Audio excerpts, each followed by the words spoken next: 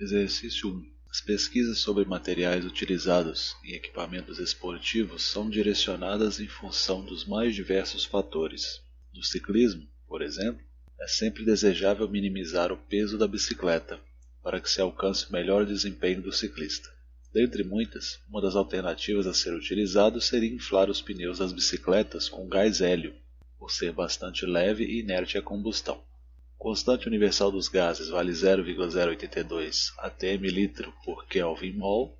A massa de hélio necessária para inflar o pneu de 0,4 litros de volume, com pressão correspondente a 6,11 atmosferas a 25 graus seria. Então, inicialmente, vou pegar os dados que foram fornecidos. Nós temos o volume de 0,4 litros, constante universal dos gases, que vale 0,082. Nessas unidades, a atmosfera, litro por mol Kelvin.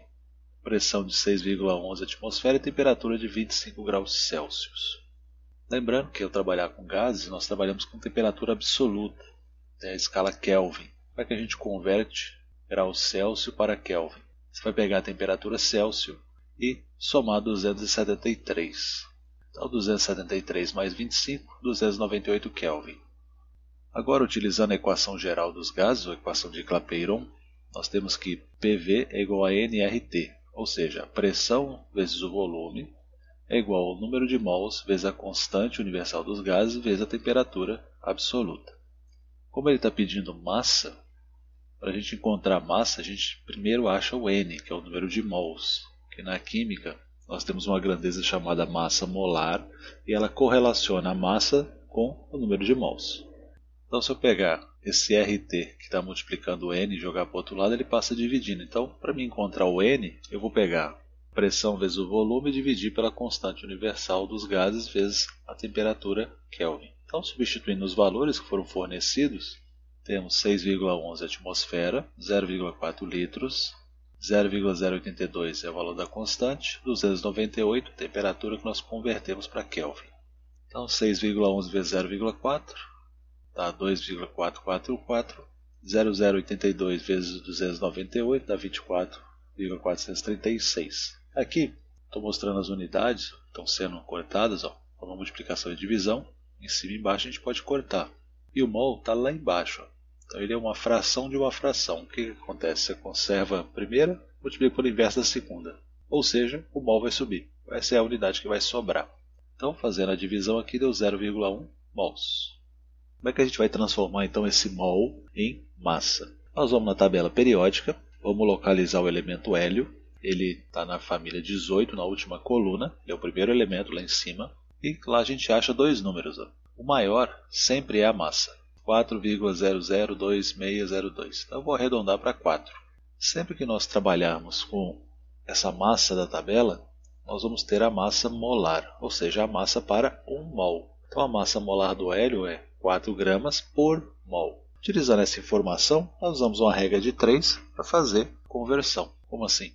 Nós sabemos que 4 gramas vale 1 mol.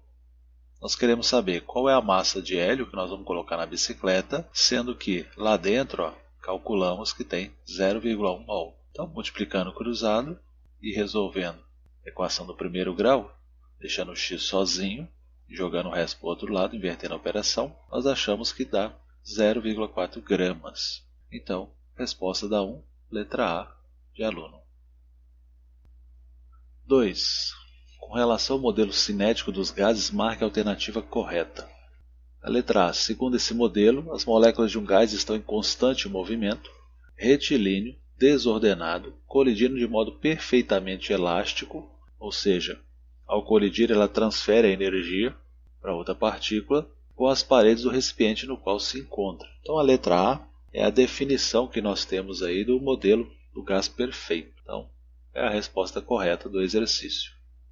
B. Se colocarmos um balão cheio de ar na geladeira, então retirá-lo cerca de 2 horas depois, observamos uma diminuição do diâmetro do balão.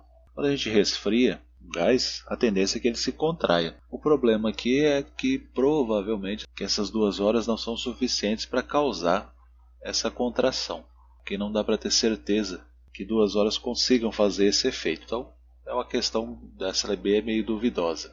C. O número de colisões entre moléculas do gás nitrogênio colocado nos pneus de um carro de Fórmula 1 diminui ao decorrer da corrida? Não, na verdade ele aumenta. Por quê? Porque à medida que o carro está andando, tem atrito, né? O pneu está girando, atrito ali com o solo, ele vai aquecendo. Então quanto mais aquece, mais energia, maior velocidade, mais colisão. Então a C é totalmente errado. Considerando a pressão atmosférica na superfície de um lago é aproximadamente 2 vezes menor que a pressão no fundo, uma bolha de ar que se forma no fundo desse lago, ao atingir a superfície, terá seu volume diminuído em aproximadamente 2 vezes. O que acontece é o processo inverso. Como a pressão lá embaixo no lago é maior, então o volume está menor. À medida que vai subindo, a pressão diminui, então ela consegue expandir. Então a tendência é que a bolha ela aumente e não diminua de tamanho. Então errada a letra D. Então, letra A, que é a definição do sistema cinético aí dos gases perfeitos, a resposta correta. 3. Temperatura que devemos aquecer uma caldeira aberta, com capacidade de 50 litros, para que saia metade da massa de ar nela contida a 27 graus Celsius é.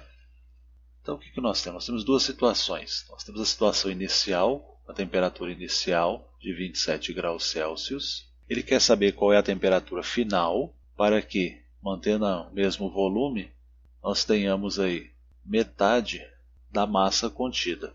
A pressão também é a mesma. Por que a pressão é a mesma? Porque a caldeira está aberta. Então a pressão externa é a pressão atmosférica. Então a pressão atmosférica não vai mudar. Então se a gente for utilizar a equação geral dos gases para a situação inicial, nós temos a pressão vezes o volume é igual ao número de mols, vezes a constante, vezes a temperatura T0. Chamei de T0 a temperatura inicial, que aqui foi dado 27 graus Celsius. No final nós temos pressão vezes o volume igual N sobre 2, porque eu estou dividindo a massa por 2, e T1, que é a temperatura final, que é o que ele quer. Eu peguei o R e o T, passei dividindo. Então na primeira equação eu deixei o N isolado, na segunda também.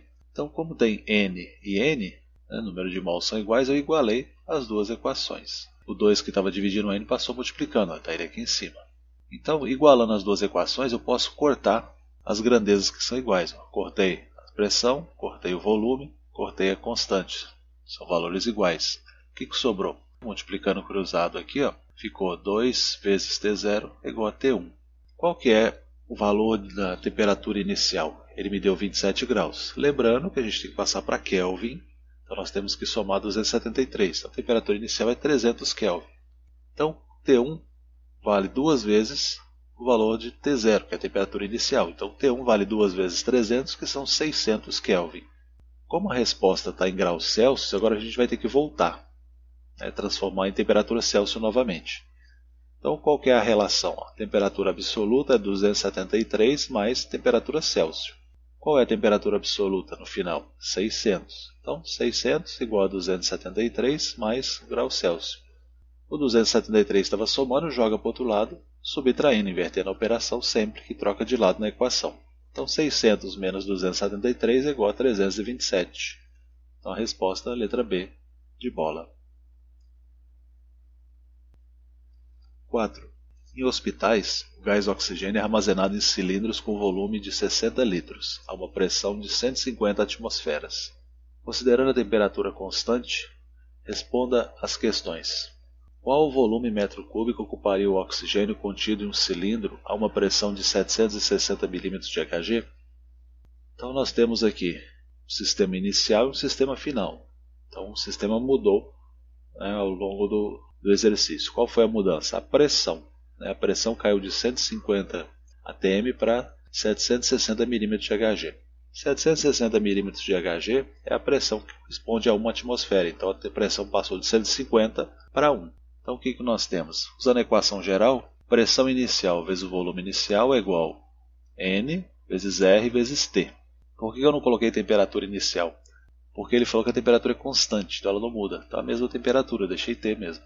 Depois, no outro sistema, nós temos a pressão final vezes o volume final igual a nRT. Então, esse pedaço aqui, nRT, ele é igual dos dois sistemas. Então, eu vou igualar a pressão inicial vezes o volume inicial com pressão final vezes o volume final. Estou substituindo uma na outra. E o que nós queremos? Nós queremos saber qual é o volume final. Então, vamos substituir os valores. Pressão inicial, 150 atmosferas. vezes 60 litros, que é o volume, dividido por 1 atm, que é a pressão final. Fazendo a conta, 150 vezes 60 dá 9.000, cortando a atmosfera com a atmosfera, sobra litro. Então nós temos 9.000 litros, que é o volume.